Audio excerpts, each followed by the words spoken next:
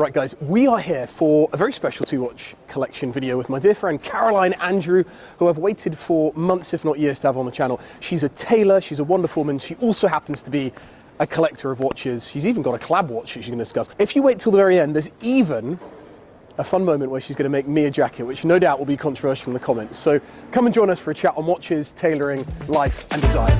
Let's get into it.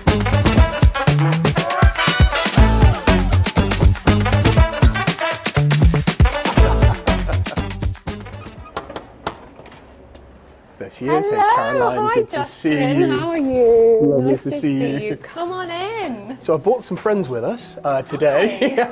So I came to you, 2-3 years ago to have a jacket made, my field jacket. Yes. Was it 2-3 years ago? Probably Yeah, 2-3 years no, ago. it was 3 years ago. In like a light summer linen, wear it all the time, love it.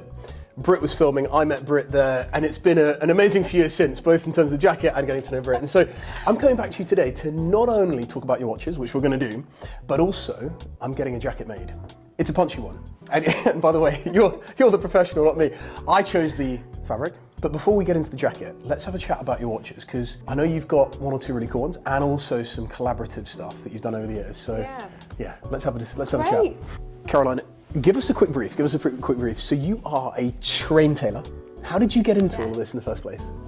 So I studied bespoke tailoring at London College of Fashion. I was always very good at making, and I guess I started to do work experience whilst I was in London. I started at Burberry, and then I moved to smaller houses, and then I kind of fell onto Savile Row one Saturday. I needed some help with putting shoulders in. There were a lot of us on the course and I didn't have that much tutor time. So one weekend I went into one of the basements on Savile Row with some coffees. Completely and unannounced? Completely unannounced. And you weren't chucked out? I wasn't chucked out because I had coffee and croissants. I almost you were was. on, became an It was armed. like I was very smiley, and they were like very close to telling me to F off. I just said, you know, please, I just want to watch. I'm just looking to, I've got 4 outfits to make and I'm like out of my depth and I don't know how to put sleeves in. So they were like, okay, well just don't touch anything. So I watched and observed, and then the rest is history, and I was there every Saturday for the rest of Which maker? Which house? So it was, you know, Sackville Street, there was a sort of vertical Savile Row. It had Jones, Chalk and Dawson, Marion Mortimer, Sean O'Flynn, the shirt maker, who I did a bit of work experience with. It was the coat makers in the basement, and they became mentors, like, really? yeah, grandfathers. They were so lovely, and that was kind of it. And I think, you know, this will resonate with everyone at home, because the idea of watchmaking is not one that it's not something that we necessarily need in our lives, but it's done by hand predominantly, and it's a real skill that, unless we support it, is not going to be with us in the future. As I see tailoring as well, in the sense that, like your clients, you know, love what you do and they keep coming back to you for what you do, but we need to support that. What is your house style, before we move on to these watches on the table? What would they be getting from your approach? That's a good question. I would say my house style is fluid. So I make for men and women. For women, I would say I love creating a lot of structure in the shoulders, and working around the chest and nipping into the waist and flaring out. So I think a lot of shape in the silhouette for ladies. And then for men, I prefer a higher armhole, because it allows you to move more, and a slightly softer shoulder. Generally across most of what my clients wear. I will determine things like lapel width based on the broadness. So you have quite a wide lapel and you are quite broad, so I think that works well. There we go, fantastic. But Thanks. I was slightly anxious, guys, about wearing this jacket to Caroline, because it's like, what do you know, like wearing a great watch to a watchmaker, you're not quite sure how it's going to go down. Let's talk watches, because I know for a fact, when we first met, you picked up on my Lange 1 from memory that I was wearing, and you were very complimentary, at least to my face, about that watch. You always nicked it. I think you always nicked it from memory. I really liked. I still do. Do you have no? I don't have it on today. I've got the reverse one today. But you must see some great watches in your work. And how do you view the watch? Is it just an accessory? Is it like a great pair of shoes that goes with an outfit? How do you view the watch? I think it's really important to make sure the watch and your shirt and suit all kind of marry up. So things like the width of the sleeve has to work with the watch, And sometimes, watches, you get a nice dress watch like this, which is quite slim, and then chunkier sports watches, and then they can get a bit ridiculous. Like some watches shouldn't be worn with suits, some of the really chunky ones, especially if they're quite big guys and they want a sort of slimmer sleeve. It comes down to proportions. Yeah. And that's personal. I mean, nothing keeps me up at night more than the idea of case sizes. I know it does for a lot of people out there. It's a sad thing to say, really. It's a sad state of affairs. But the case size is just, for me, that equates more often or not to elegance and thinness. Case size and thinness. And it's difficult to know what size case you are, quite frankly, unlike a jacket, which, for most people would agree that's the size they are. The watch that I saw on your wrist that day, though, when I came in, was this. This Patek Philippe Calatrava, from memory. Yeah. Or were you about to just buying it? I think you were in the process of maybe just buying it. I think you showed me photos and said, well, what do you think of this? Did I? Yeah. And I don't think you actually had bought it yet. Because I like the Lange Saxonia. The Saxonia thin. It was literally a head-to-head between the Saxonia thin and this. Yes. So you're a simple woman. They're the aesthetic. Your appreciation is simple of aesthetic.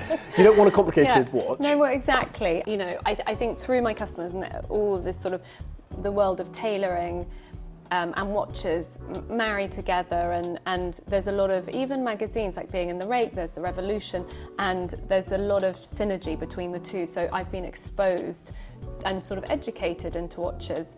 And what I have sort of realised is that my taste, a lot of women's watches have a mother of pearl face and lots of diamonds.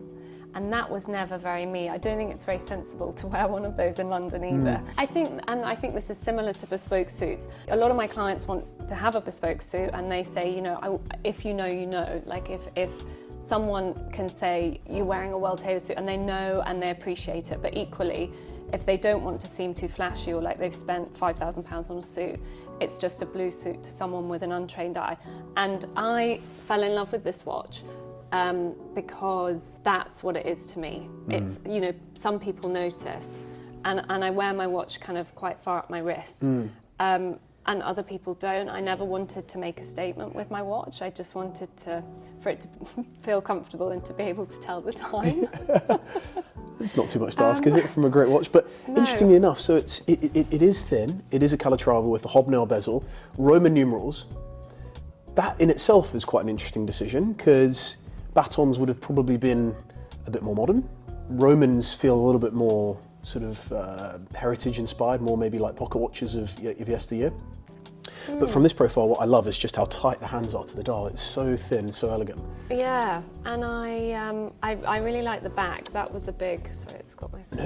And it's a micro-rotor caliber. So that's, funny enough, super watch geek territory here, but the reason it can be so thin is the micro-rotor. So often you have a rotor that fills the full case pack, but because it's a micro-rotor, they were able to make it thin, and then you can see the finishing on the bridges and the decoration.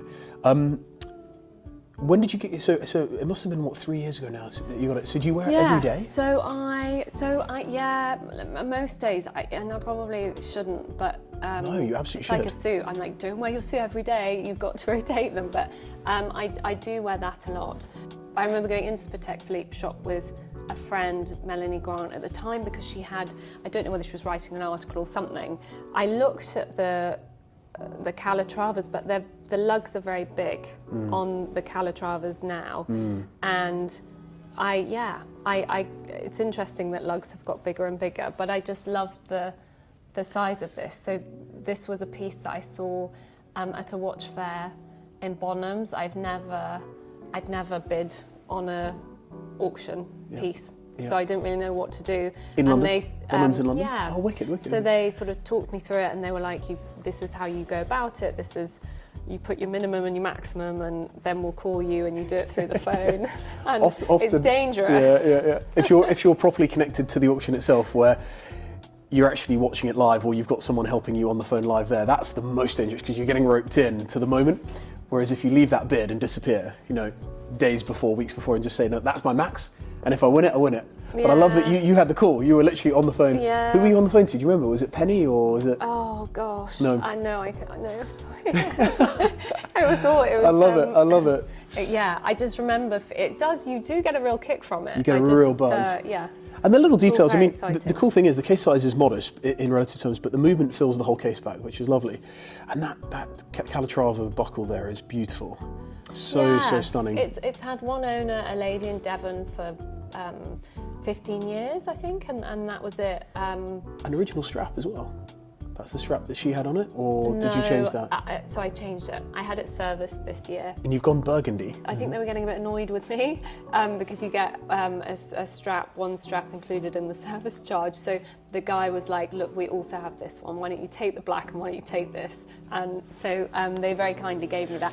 And I really like it. It really I haven't works. put the It really, black on yet. really works. Just a little twist of character that maybe is a little bit unexpected. Let's move on to this watch here, Caroline. Now, this watch I have seen before. In fact, I think we did a little shoot on this years ago now. But this is a really cool collaborative watch that you did with a Scottish manufacturer, and you have Scottish heritage in you as well. Yes. So tell us a little bit Yeah. about this. What are we looking at here?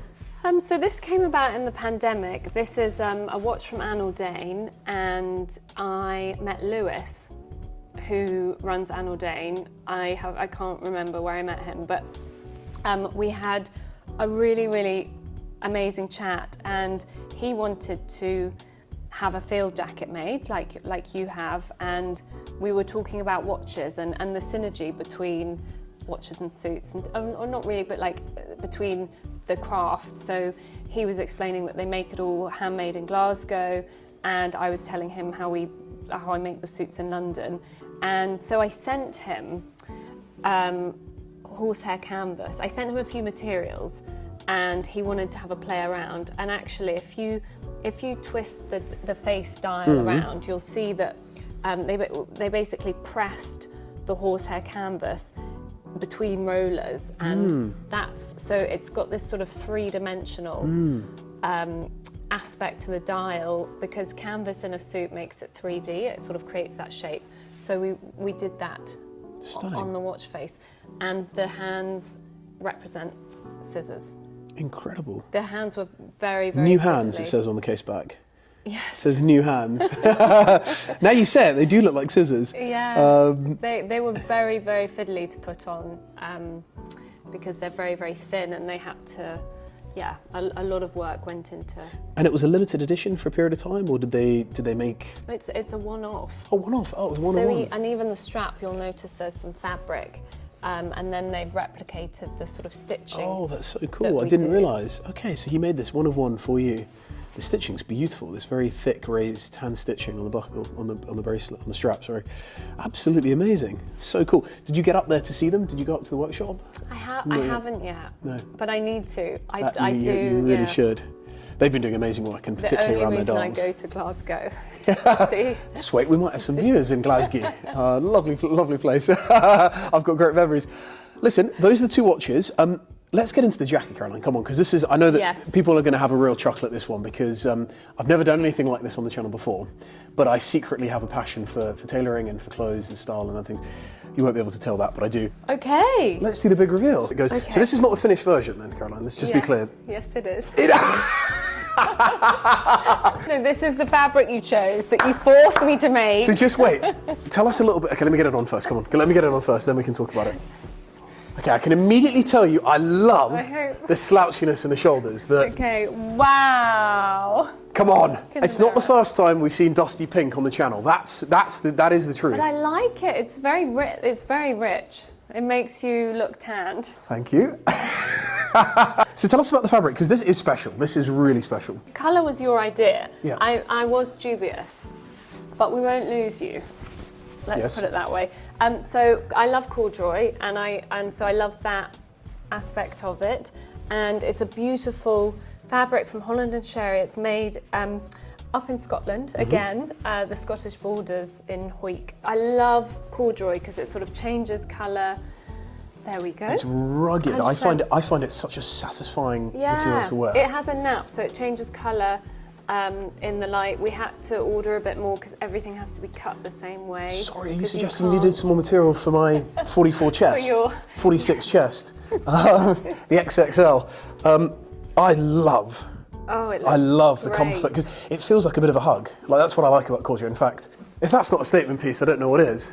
Yeah. And also the back, that's the thing that always gets the comments from from people on the other actual jacket is that, On this, yeah. Yeah.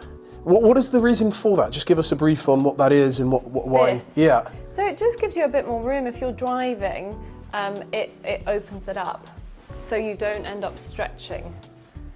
The thing I like back. about this particular jacket, because I'm actually not a super formal guy. I don't wear suits that often. If I do, it's just a blazer.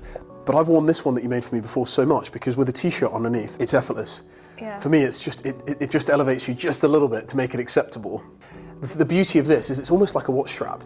You can have a fun coloured watch strap that will just give you that little pop, that conversation piece. And no doubt there will be, this is the sort of jacket that you cannot but comment on. And I'm normally not that way inclined. Oh, Caroline, thank you. I'm genuinely intrigued to get your thoughts. It's absolutely phenomenal. I'm absolutely over the moon with it, so thank you so much. It really suits you, and I'm glad it fits. I'm absolutely over the moon, truly. How's that frame there, Brett? Are you getting the full action of this baby? To me, it fits like a glove. Yeah. I mean, it's not gonna... Yeah. Sorry, my dear. Are you suggesting I've put some timber on since the last time we've met? That's what a tailor's... It's a little No, because there's no seam allowance, so we're all good. And the material actually had a bit of Stretch, in it as well. Yeah. There we go. So, and you're wearing 2 layers underneath. There we go. And I'm wearing, I've got the t-shirt and the shirt underneath. No, Caroline, thank you so much. Good. Guys, thank you for that. That was really, hopefully something you enjoyed, something a little bit different. Thanks for joining as always. Hit Caroline up through the website, social media as well. Caroline Andrew at Instagram and the interwebs. You're not on YouTube yet, are you? Not yet. No. Not yet. No. We need to change that. Thank you. Cheers, guys.